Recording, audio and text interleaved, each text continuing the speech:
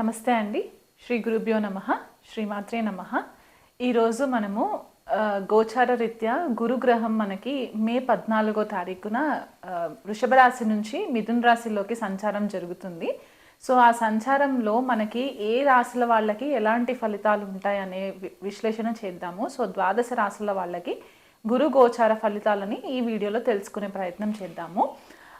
గురుగ్రహం మనకి మే 14వ తారీఖున రాత్రి 11:20 మనకి న్యూఢిల్లీని కనుక మనము లొకేషన్గా తీసుకున్నట్లయితే కనుక ఆ సమయానికి వృషభ రాశి నుంచి మిథున రాశిలోకి సంచారం జరుగుతుంది.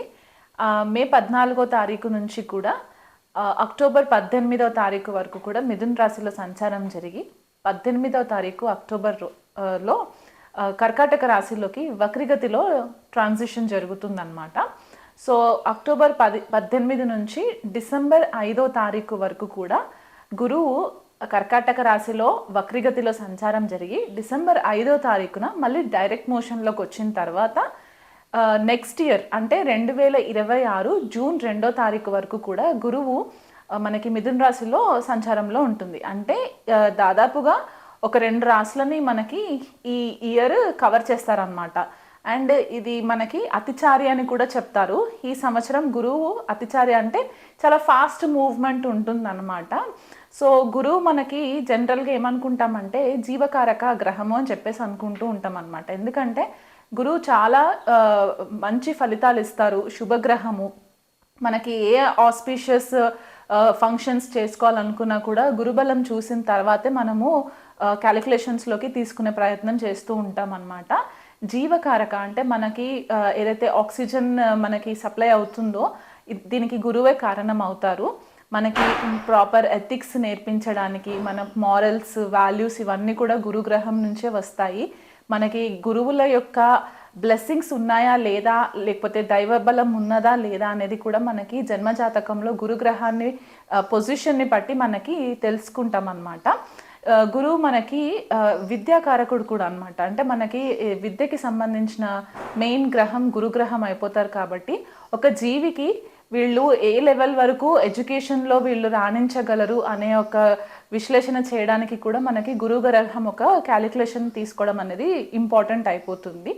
అది కాకుండా పుత్రకారకుడు అంటే మనకి పిల్లల కోసం మనం ఏదైతే మెయిన్ గ్రహాన్ని చూస్తామో గురువుని మనము కన్సిడరేషన్లోకి తీసుకుంటాము. కొన్ని క్లాసిక్స్ మనకి ఏం చెప్తాయంటే ధనకారకుడు కూడా గురువు అని చెప్తూ ఉంటారు.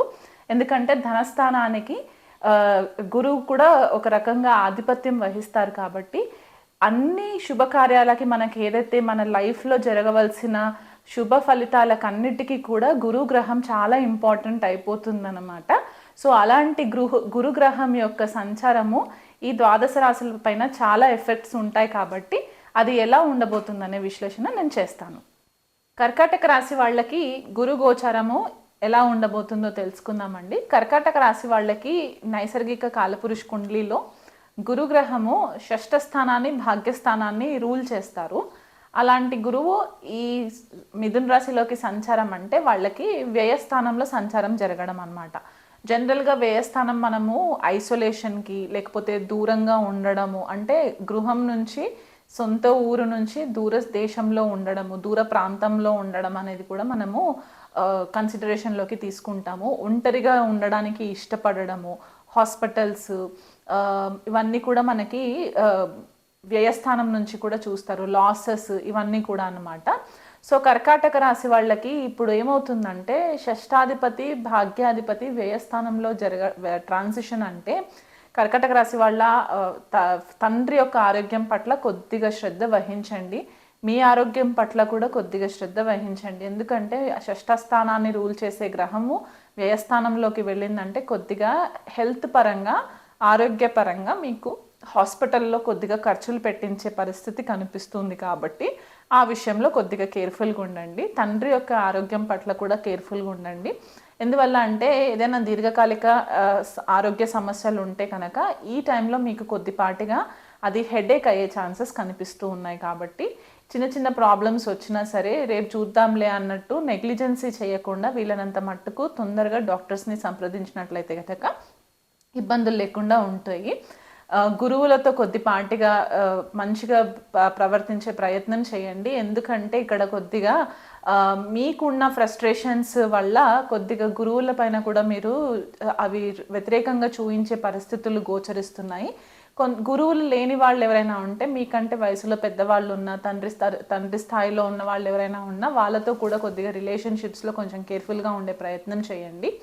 అండ్ మీకు కొద్దిగా మెంటల్ డిస్టర్బెన్సెస్ ఎక్కువ కనిపిస్తూ ఉంటాయి. నిద్ర లేకుండా కొద్దిగా నిద్ర విషయంలో డిస్టర్బెన్సెస్ కనిపిస్తున్నాయి కాబట్టి ఆ కోణంలో కొద్దిగా కేర్ఫుల్గా ఉండే ప్రయత్నం చేసుకోండి.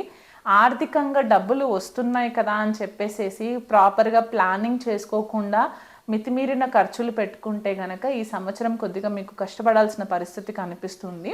ప్రొఫెషనల్గా అంటే మీకు ఉద్యోగపరంగా గురువు ఎక్కడ కూడా మనకి ఆస్పెక్ట్ కర్మక్షేత్రాన్ని చూడకపోయినా షష్టాధిపతి వ్యయస్థానంలో ఉండడం జనరల్గా మనకి డైలీ రొటీన్, మనకి వర్క్ కల్చర్ కూడా మనము 6th హౌస్ నుంచి చూస్తాం కాబట్టి కొద్దిపాటిగా మీకు ఉద్యోగంలో కొద్దిగా డిస్టర్బెన్సెస్ అనేవి కనిపిస్తూ ఉన్నాయి.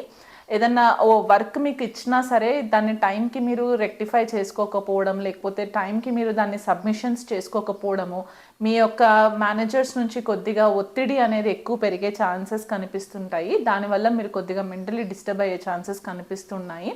అండ్ భార్యాభర్తల మధ్యలో కూడా కొద్దిపాటిగా విభేదాలు వచ్చే పరిస్థితి కర్కాటక రాశి వాళ్ళకి కనిపిస్తుంది కాబట్టి ఆ విషయంలో కొద్దిగా కేర్ఫుల్గా ఉండండి. అంటే మీరు మీ లోకంలో మీరే ఉంటాను అని అనుకునే ఒక పరిస్థితి గురుగ్రహం వల్ల మీకు కనిపించే ఛాన్సెస్ ఉన్నాయి. ఆధ్యాత్మికంగా మాత్రం ఇది చాలా మంచి ట్రాన్సిట్ అని చెప్పుకోవచ్చు. మీరు ఆధ్యాత్మికంగా ఎదగడము, లేదా ఏదైనా హీలింగ్ కోర్సెస్లో జాయిన్ అవ్వడము, మెడిటేషన్ కోర్సెస్లో జాయిన్ అవ్వడము, లేకపోతే ఏదైనా యోగా నేర్చుకోవడము, మీకంటూ ఒక సెల్ఫ్ ఇంట్రోస్పెక్షన్ అనేది ఎక్కువ జరిగే ఛాన్సెస్ ఉంటాయి.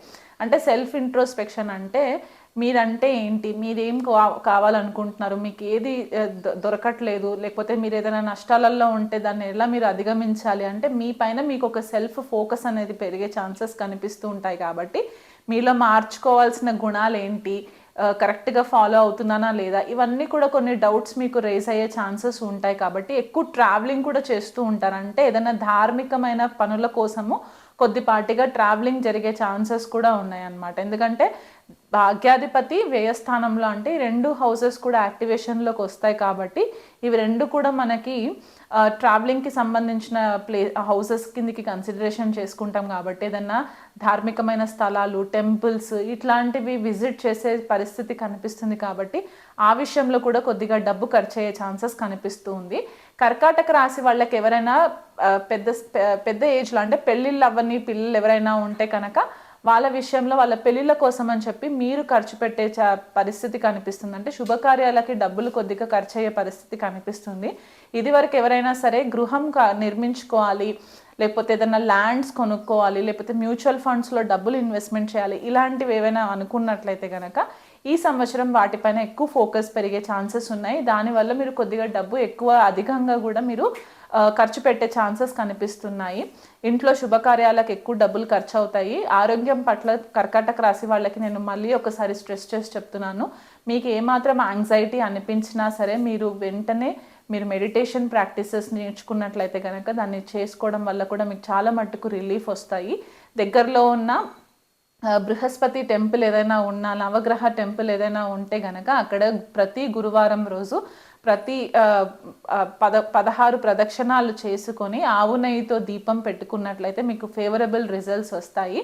అండ్ ఇంకొకటి ఏంటంటే గురువుల పట్ల కొద్దిగా రెస్పెక్ట్ చూపిస్తూ ఉండండి. వాళ్ళు మీకు ఎక్కడైనా కన్ఫ్యూజన్ అనిపిస్తే కనుక వాళ్ళ సలహాలు తీసుకునే ప్రయత్నం చేయండి.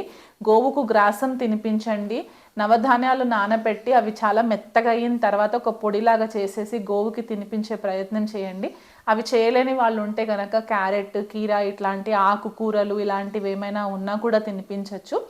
అండ్ వీలైతే మీరు ఇంట్లో ఒకసారి దత్తపారాయణ పూజ చేయించుకుని మీ ఆర్థిక స్తోమత కనుక మీకు సపోర్ట్ చేస్తే దత్తపారాయణం పూజ ఇంట్లో మీరు ఒకసారి చేయించుకున్నట్లయితే కనుక ఈ విషయంలో కర్కాటక రాశి వాళ్ళకి మంచి ఫేవరబుల్ రిజల్ట్స్ వస్తాయి.